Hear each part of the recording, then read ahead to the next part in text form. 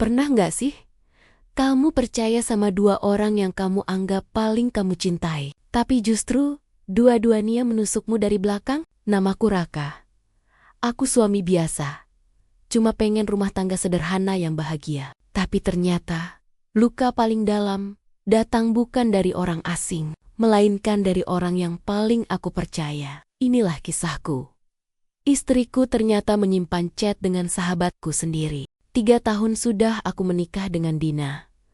3 tahun yang kupikir akan terus dipenuhi dengan tawa, doa, dan cinta sederhana yang tumbuh di rumah kecil kami. Dia perempuan yang sabar, lembut, dan selalu tahu bagaimana membuatku merasa berarti setelah seharian berjuang di luar sana. Setiap kali aku pulang kerja, dia menyambut dengan senyum hangat dan secangkir teh manis kesukaanku. Bagiku, Dina bukan hanya istri, dia rumah, pelindung, dan alasan aku berjuang setiap hari.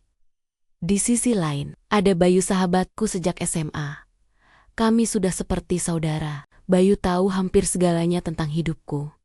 Masa kecil, keluarga, bahkan perjalanan cintaku dengan Dina. Dia saksi di pernikahanku.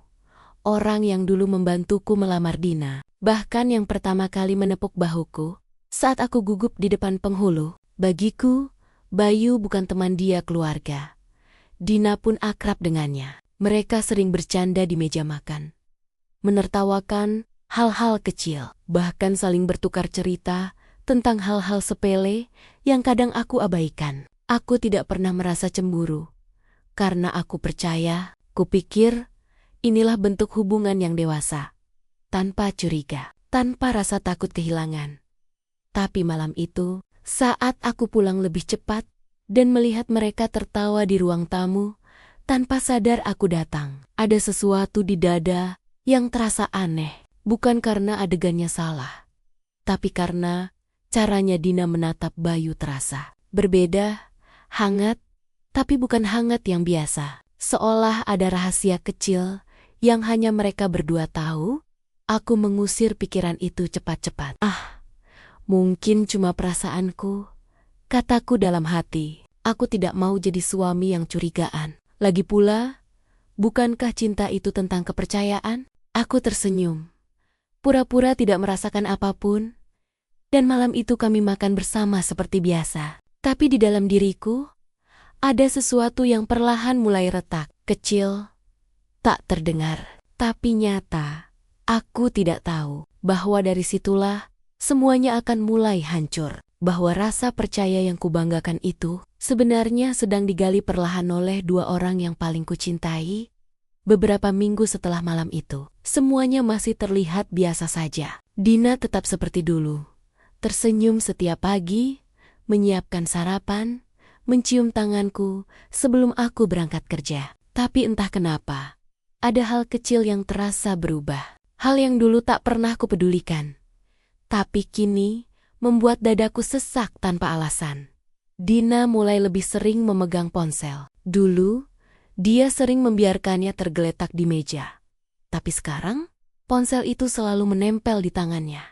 Bahkan saat makan, setiap kali bunyi notifikasi terdengar, ia buru-buru menunduk dan membalas cepat, lalu tersenyum kecil, senyum yang tak lagi sama. Aku sempat bertanya ringan, "Siapa sayang?" Dia menjawab santai, "Teman kantor, Mas. Lagi bahas kerjaan." Aku mengangguk, mencoba percaya, karena aku tidak ingin menjadi suami yang menuduh tanpa bukti. Tapi jauh di dalam hati, ada suara kecil berbisik, "Teman kantor macam apa yang bikin dia tersenyum seperti itu?" Malam-malam, kami pun berubah. Dina sering tidur lebih larut. Katanya menonton drama di ponsel, tapi kadang aku mendengar bunyi notifikasi, suara pesan masuk. Berulang-ulang, saat aku mencoba mendekat, dia buru-buru mematikan layar dan tersenyum gugup. "Baterai low, Mas," katanya, padahal ponselnya masih menyala terang. Aku mencoba menepis rasa curiga itu. Kupikir, mungkin aku hanya lelah, mungkin perasaanku yang terlalu sensitif. Tapi anehnya, setiap kali Bayu datang, suasana di rumah selalu berubah. Dina mendadak lebih rapi, lebih wangi. Dan saat Bayu bicara, mata mereka sering bertemu. Terlalu lama untuk sekadar basi-basi. Aku masih mencoba menenangkan hati, memaksa logika untuk mengalahkan rasa. Karena aku percaya, kalau aku mulai curiga, semuanya bisa hancur. Namun yang tidak kusadari, justru dengan kepercayaanku itulah mereka semakin berani. Dan malam itu, saat Dina tertidur dan ponselnya tanpa sengaja tertinggal di meja, layarnya menyala, menampilkan satu pesan yang akhirnya meruntuhkan segalanya. Bayu, kamu udah tidur sayang? Jantungku berhenti seketika. Bukan karena aku belum siap kehilangan, tapi karena aku baru sadar. Aku sudah kehilangan sejak lama. Tanganku bergetar ketika melihat nama itu di layar ponsel. Bayu. Aku menatapnya lama, mencoba meyakinkan diri bahwa aku salah lihat. Tapi tidak, di situ jelas tertulis sayang. Dadaku sesak, napasku terasa berat, seperti ada batu besar menindih dada. Perlahan, aku buka pesan itu. Mataku menelusuri kata demi kata yang seolah berubah jadi pisau. Menusuk perlahan tapi pasti. Bayu, kamu udah tidur sayang? Dina, belum, aku lagi kangen kamu. Bayu, aku juga, tapi jangan telepon dulu ya. Takut, Raka. Dengar, Dina. Iya, nanti aja kalau dia udah tidur. Aku mematung. Dunia seakan berhenti berputar. Suara jam dinding terdengar begitu keras di telingaku, menandakan waktu masih berjalan. Tapi jiwaku seolah berhenti di detik itu. Kupikir mereka hanya dekat karena sama-sama nyaman. Kupikir tidak ada yang perlu dicurigai. Tapi yang kulihat sekarang bukan sekadar kedekatan. Ini pengkhianatan. Aku terus scroll ke atas, membaca percakapan sebelumnya. Semakin tinggi kubuka, semakin sakit rasanya.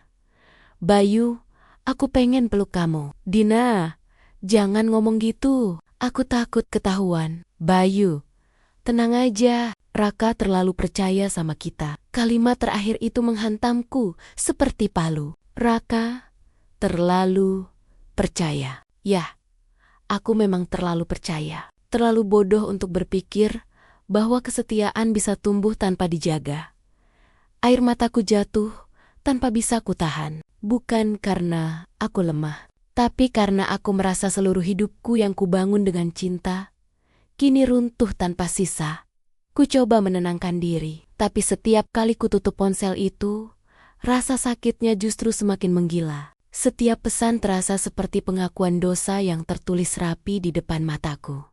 Aku berjalan pelan menuju kamar. Dina tidur dengan wajah tenang, seolah tak ada apapun yang terjadi. Aku menatapnya lama, antara cinta dan benci. Bagaimana bisa orang yang kau peluk setiap malam menyembunyikan rahasia sebesar ini di balik senyum lembutnya? Aku ingin membangunkannya, ingin menjerit, menuntut penjelasan, menumpahkan amarah. Tapi suaraku tertahan di tenggorokan. Yang keluar hanyalah isakan kecil yang tak terdengar siapapun.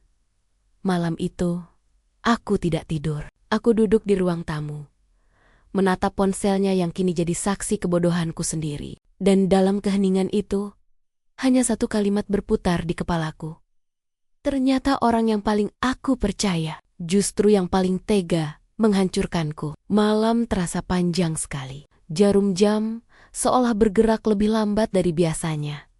Dan setiap detiknya hanya menambah sesak di dada. Aku duduk di ruang tamu, menatap kosong ke arah jendela. Di luar, hujan turun pelan rintiknya, seirama dengan detak jantungku yang tak beraturan. Ponsel Dina masih tergenggam di tanganku. Pesan-pesan itu masih di sana. Dan setiap kali kulihat lagi, rasanya seperti menatap luka yang belum sempat mengering. Kata sayang dari Bayu, tawa yang mereka kirim lewat emoji, foto-foto kecil saat Dina tersenyum kepadanya. Semuanya berputar di kepalaku, seperti film murahan yang tak bisa kupos. Aku menoleh ke arah kamar. Dina tertidur pulas, seolah dunia baik-baik saja. Wajahnya tenang, damai, tanpa beban. Sementara aku suaminya sedang bertarung antara logika dan hati yang koyak. Apa aku harus bangunkin dia sekarang? Apa aku harus tanya langsung? Atau aku pura-pura nggak tahu? Pertanyaan-pertanyaan itu saling bertubrukan di dalam pikiranku. Aku ingin marah, tapi juga takut kehilangan kendali. Aku ingin menuntut jawaban. Tapi bagian kecil di hatiku masih berharap. Semoga semua ini hanya salah paham.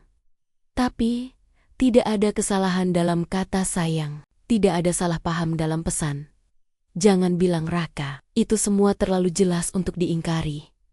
Aku berjalan pelan ke arah kamar. Dina menggeliat kecil di bawah selimut, lalu menarik bantal peluk bantal yang dulu selalu kugunakan. Entah kenapa, pemandangan sederhana itu terasa menyakitkan. Seolah dia sudah menggantikan kehadiranku, bahkan di dalam tidurnya. Aku duduk di tepi ranjang, menatap wajahnya yang lembut. Apa kurangku? Bisikku lirih. Hampir tak terdengar. Air mata jatuh tanpa izin, membasahi tanganku sendiri. Aku menatap langit-langit, berusaha menahan diri agar tidak hancur di depan orang yang bahkan tak sadar sedang menghancurkanku. Di luar, petir menyambar. Dan untuk pertama kalinya, aku sadar malam ini bukan cuma hujan yang turun. Hatiku juga sedang runtuh perlahan. Tapi pasti, aku menatap lagi ponsel di tanganku. Satu notifikasi baru masuk. Pesan dari Bayu. Bayu, kamu udah tidur, Din? Aku gak bisa berhenti mikirin kamu. Dan saat itu juga, aku tahu tidak ada lagi ruang untuk alasan. Tidak ada lagi tempat untuk percaya.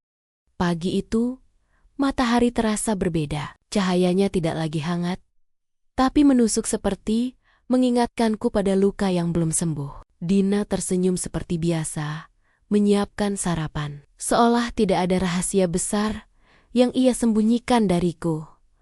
Kamu lembur lagi nanti malam, tanyanya.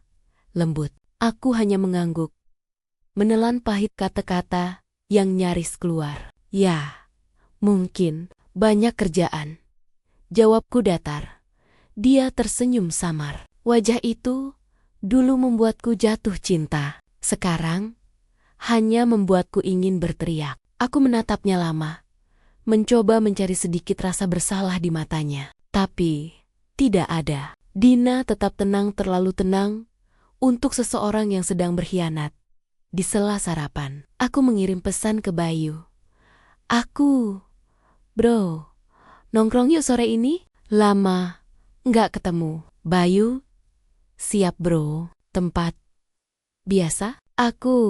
Iya, aku traktir. Tanganku gemetar saat menulis itu. Bukan karena gugup bertemu sahabat lama, tapi karena tahu, kali ini aku akan menatap langsung wajah orang yang menghancurkan rumah tanggaku. Sambil tetap tersenyum, sore itu aku datang lebih awal ke kafe tempat kami biasa nongkrong. Udara dingin, tapi tanganku berkeringat. Kopi di meja sudah dingin saat Bayu akhirnya datang. Ia datang dengan gaya santainya, kemeja putih, jaket denim, dan senyum yang selalu sama. Senyum yang dulu membuatku percaya bahwa dia saudara, bukan sekadar teman.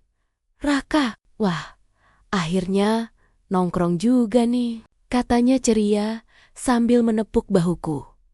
Aku balas dengan senyum tipis. Iya, udah lama banget, Bay. Kami berbincang seperti biasa tentang kerja, tentang masa SMA, tentang hal-hal ringan yang dulu terasa hangat. Tapi setiap kali dia tertawa, aku hanya mendengar gema dari pesan yang kubaca semalam. Aku pengen peluk kamu. Tenang aja, Raka terlalu percaya sama kita. Dadaku sesak. Suara tawa kami terdengar palsu di telingaku sendiri. Aku menatap wajahnya lama, mencari tanda penyesalan. Tapi yang kulihat hanya ketenangan seorang pengkhianat yang belum tahu dirinya akan terbongkar. Gimana Din di rumah? Masih suka masak kue itu? Tanyanya santai. Aku terdiam sejenak. Kalimat itu seperti tamparan keras. Dia masih bisa menyebut nama istriku dengan ringan. Padahal di antara mereka ada dosa besar yang belum terucap. Masih.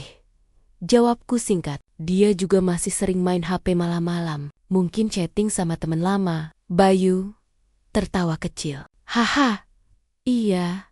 Cewek kan emang gitu. Aku ikut tertawa. Tapi tawaku hampa. Hati ini sudah terlalu hancur untuk ikut bercanda. Dalam batinku aku berjanji, aku tidak akan gegabah. Aku ingin tahu seberapa jauh mereka berani melangkah di belakangku. Dan untuk itu, aku harus tetap tenang. Sore itu aku pulang dengan kepala penuh pertanyaan dan dada penuh luka. Bayu menepuk bahuku sebelum pergi. Seperti biasa, jangan hilang lagi bro. Aku hanya tersenyum. Yah, aku gak akan hilang Bayu. Tapi kali ini, akulah yang akan membuatmu kehilangan segalanya.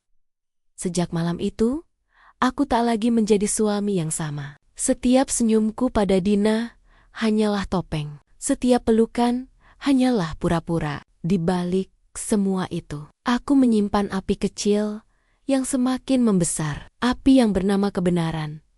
Aku mulai memperhatikan setiap gerak-geriknya. Dina kini lebih sering memegang ponsel. Setiap kali ada notifikasi, ia buru-buru mematikan layar.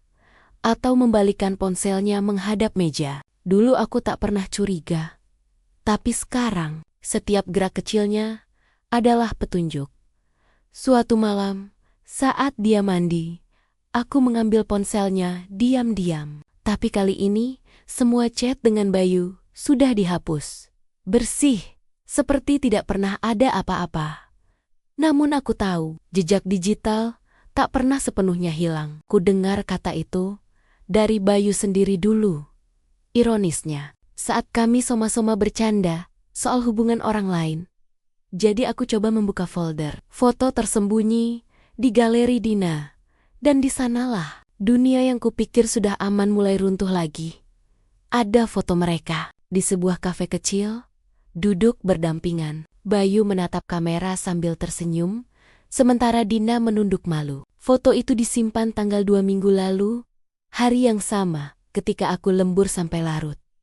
Aku hampir melempar ponsel itu, tapi ku tahan. Aku butuh bukti, bukan emosi. Beberapa hari berikutnya, aku mulai menyusun rencana kecil. Aku aktifkan pelacak lokasi di ponsel Dina lewat akun Google Nia. Diam-diam, tanpa sepengetahuannya. Setiap malam dia bilang akan ke toko roti atau ke rumah temannya. Aku hanya mengangguk, tapi diam-diam aku memantau titik merah di layar ponselku. Dan malam itu, titik itu berhenti di tempat yang membuat darahku mendidih. Sebuah hotel kecil di pinggiran kota. Bukan toko roti, bukan rumah teman. Hotel, tanganku bergetar, mataku panas. Tapi aku tahu, aku tak boleh datang begitu saja. Aku butuh kepastian. Bukan hanya prasangka. Keesokan harinya, aku menemui seorang teman lama, Ardi, yang bekerja sebagai satpam di hotel itu. Kuberikan foto Dina dan Bayu. Dan dengan wajah ragu, Ardi mengangguk. Iya mas, mereka sering kesini. Biasanya malam-malam.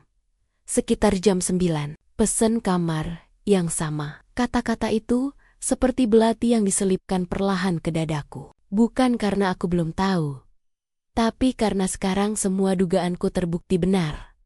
Aku pulang dengan langkah goyah. Setiap bayangan di sepanjang jalan terasa seperti menatapku. Seolah dunia ikut menertawakan kebodohanku. Sesampainya di rumah, Dina menyambutku dengan senyum lembut seperti biasa. Kamu capek mas? Mau aku buatkan teh? Aku menatapnya lama. Senyum itu dulu berarti rumah. Sekarang hanya menyembunyikan dosa. Gak usah, jawabku datar. Aku cuma mau istirahat. Tapi malam itu, aku tidak tidur. Aku duduk di ruang tamu, memandangi foto mereka berdua di ponselnya. Dan aku tahu, besok malam akan jadi malam terakhir mereka bisa berbohong. Hujan turun deras malam itu, seolah langit pun tahu ada hati yang akan hancur. Aku duduk di dalam mobil, mesin mati, Lampu dimatikan. Jarum jam menunjuk jam 20:56. 4 menit lagi dari waktu biasanya. Dina keluar beli bahan kue. Alasan klasik yang kini tak lagi menenangkan. Tanganku gemetar memegang ponsel. Titik merah di layar GPS bergerak pelan menuju lokasi yang sama seperti semalam. Hotel Graha Indah, tempat yang kini jadi kuburan bagi kepercayaanku. Setiap detik terasa seperti duri. Keringat dingin membasahi tengkukku, meski AC mobil mati. Suara hujan di kaca terdengar seperti bisikan kecil yang menertawakan kebodohanku selama ini. Dan akhirnya, mobil putih yang kukenal berhenti di depan hotel. Dina turun dengan payung biru muda payung yang kubelikan 2 bulan lalu. Tak lama kemudian, Bayu muncul dari arah berlawanan. Mengenakan jaket hitam yang sama, seperti waktu kami terakhir nongkrong. Mereka saling menatap, lalu tersenyum. Senyum yang dulu kuanggap persahabatan murni, kini terlihat seperti pengkhianatan yang terang-terangan. Dadaku sesak, mataku panas. Tapi aku menahan diri. Aku ingin bukti, bukan hanya emosi. Aku keluar dari mobil, mengikuti langkah mereka dari kejauhan. Mereka masuk ke hotel tanpa canggung, seolah sudah sering. Bayu sempat menggenggam tangan Dina sebentar dan itu cukup untuk menghancurkan sisa-sisa kesabaranku. Di resepsionis, aku melihat Bayu menulis nama palsu di buku tamu. Aku hafal tulisan tangannya, huruf B miring kas, yang selalu ia tulis sejak SMA. Kamar 207, kata resepsionis. Aku menunggu beberapa menit. Setelah mereka naik, aku menghampiri resepsionis itu. Maaf, saya nyusul teman saya. Barusan dia check-in. Kamar 207. Petugas itu menatap sebentar, lalu mengangguk. Aku naik ke lantai 2 dengan langkah berat.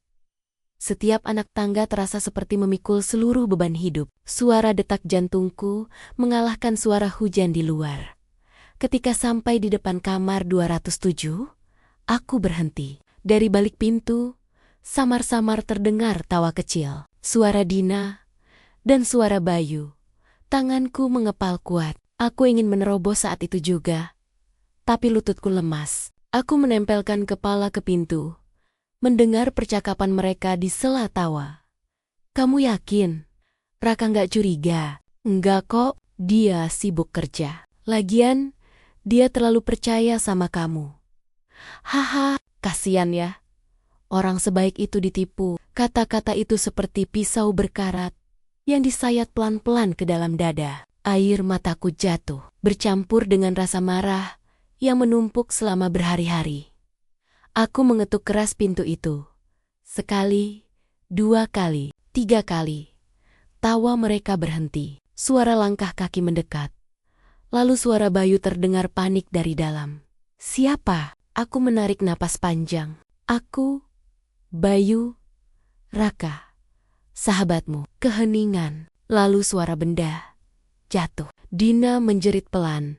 Pintu terbuka setengah dan di sanalah mereka berdiri berdua dengan wajah pucat, hanya mengenakan pakaian seadanya. Dina memegangi dadanya. Mata membulat tak percaya. Bayu terdiam, seperti kehilangan suara. Aku menatap mereka lama. Tak ada kata yang keluar. Hanya air mata dan tawa getir yang pecah di antara kami. Kalian hebat, kataku pelan. Bisa menyembunyikan ini serapi itu. Raka, aku bisa jelasin. Dina tergagap. Nggak usah, potongku lirih. Aku udah lihat semuanya. Hening, hening. Bayu mencoba mendekat, tapi aku mundur selangkah. Gue cuma mau satu hal, kataku. Mulai malam ini, jangan pernah panggil gue sahabat lagi. Aku berbalik, menahan amarah yang hampir meledak, lalu melangkah pergi. Dan di lorong hotel itu, air mataku akhirnya tumpah. Malam itu, aku kehilangan 2 orang sekaligus. Bukan karena maut, tapi karena pengkhianatan. Sudah 3 hari sejak malam itu. 3 hari sejak aku melihat dengan mata kepalaku sendiri, bagaimana orang yang paling aku percaya menghancurkanku tanpa rasa bersalah. Rumah kami kini sunyi, bukan karena tak ada suara, tapi karena tak ada lagi jiwa di dalamnya. Dina masih tinggal di sini. Untuk sementara katanya.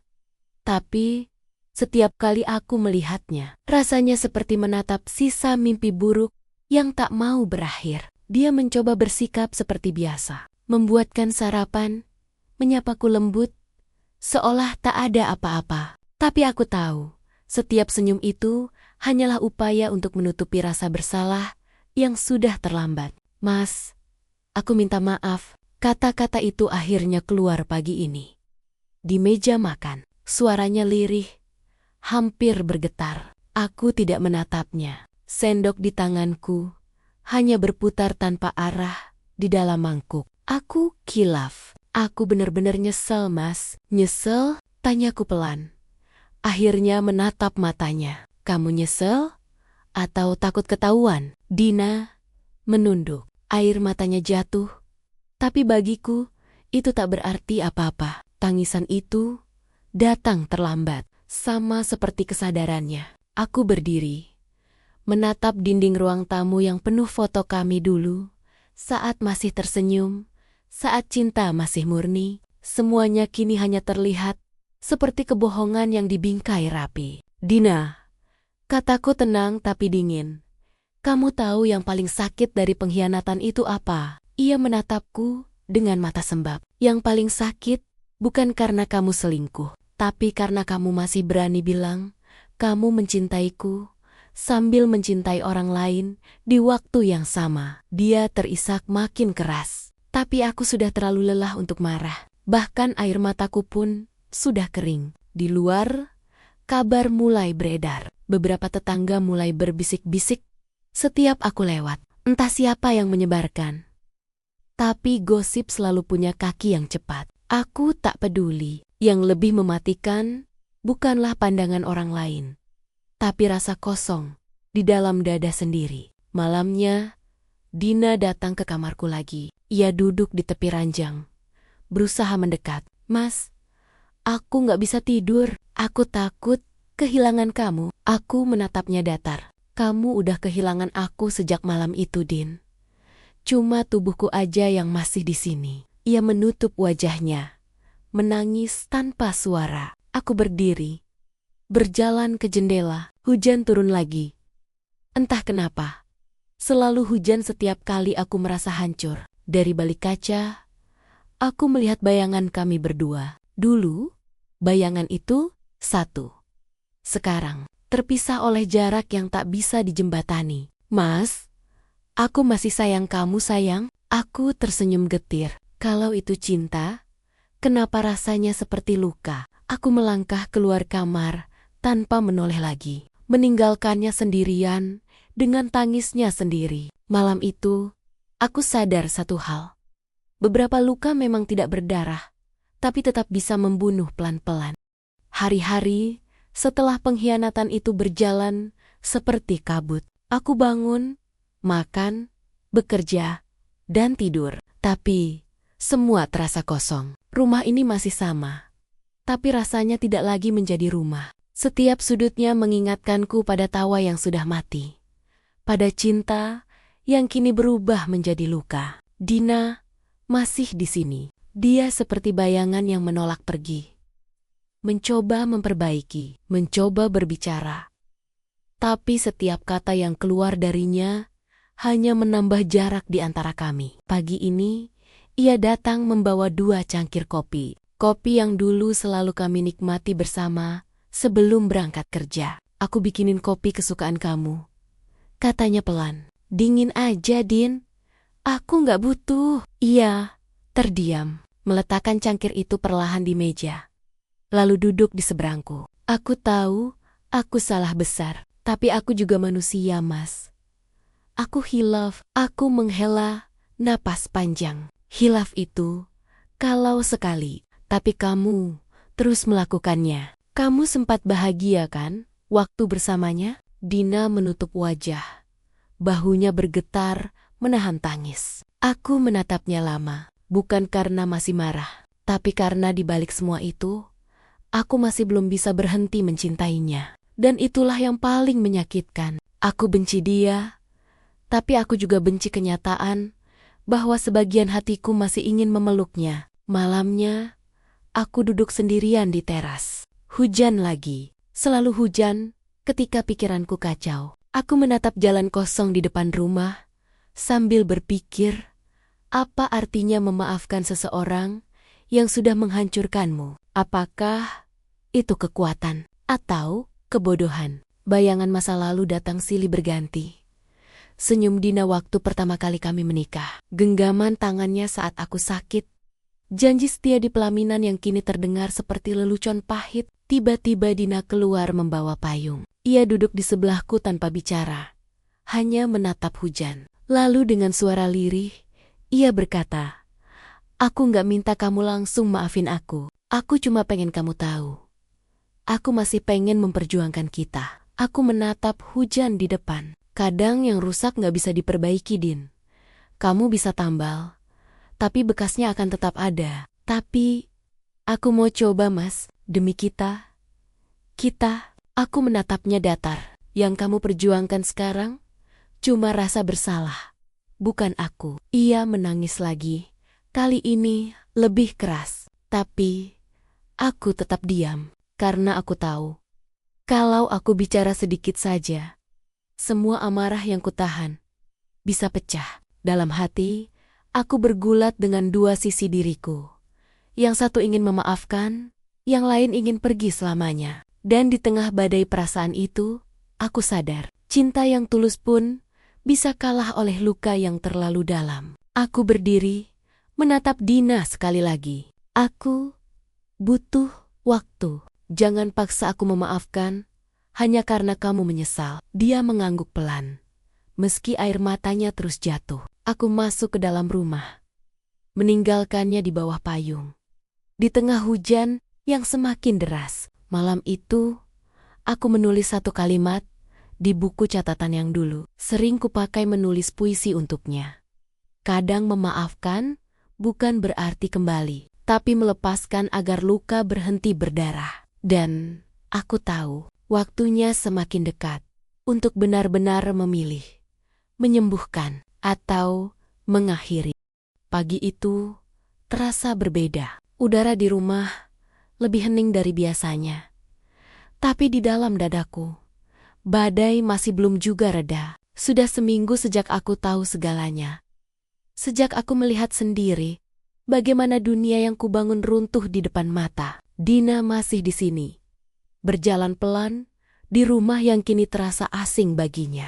Ia tak lagi banyak bicara, hanya sesekali memandangku dengan tatapan kosong seolah menunggu keputusan yang bisa mengubah segalanya. Aku duduk di ruang tamu, menatap foto pernikahan kami. Waktu itu, aku ingat Dina menangis bahagia di pelaminan. Aku berjanji untuk menjaganya selamanya. Tapi bagaimana cara menjaga seseorang yang justru menusukmu dari belakang? Dina datang mendekat.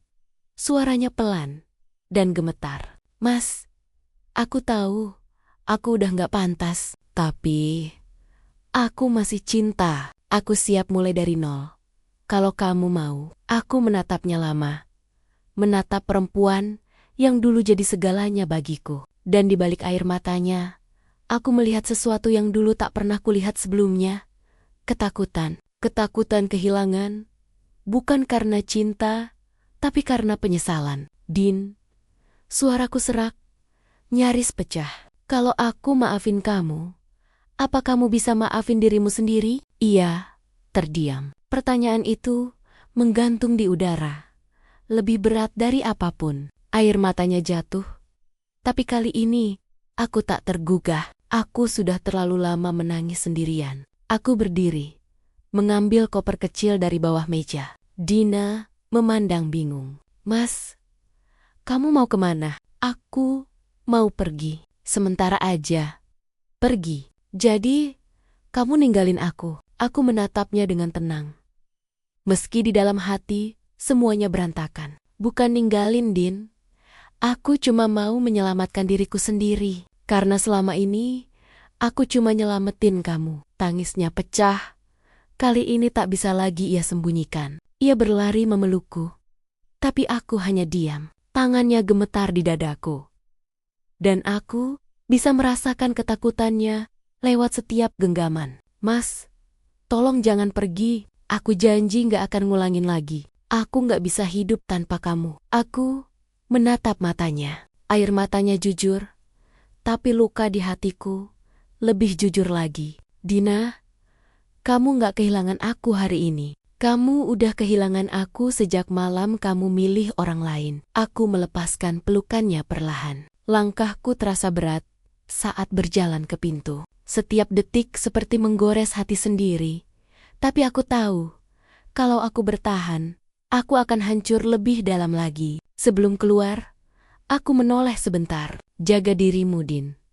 Aku gak tahu apakah aku bisa lupa.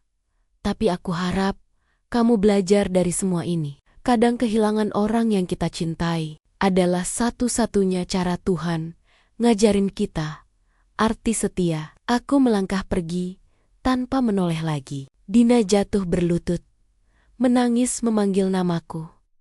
Tapi langkahku tak berhenti. Hujan turun lagi, membasahi jalanan di depan rumah. Setiap tetesnya seperti menegaskan bahwa cinta kami sudah benar-benar selesai. Dan untuk pertama kalinya, aku merasa bebas meski dengan hati yang berdarah. Aku tahu, ini bukan akhir yang kuimpikan. Tapi mungkin ini akhir yang seharusnya. Kadang cinta gak berakhir karena kebencian, tapi karena seseorang berhenti diperjuangkan. Kalau kamu pernah disakiti oleh orang yang kamu percaya, jangan balas dengan dendam. Balaslah dengan kebebasan. Karena memaafkan bukan berarti kembali, tapi berani melangkah tanpa luka yang sama. Klik tombol subscribe dan nyalakan loncengnya. Karena di setiap kisah patah hati, selalu ada pelajaran tentang kekuatan.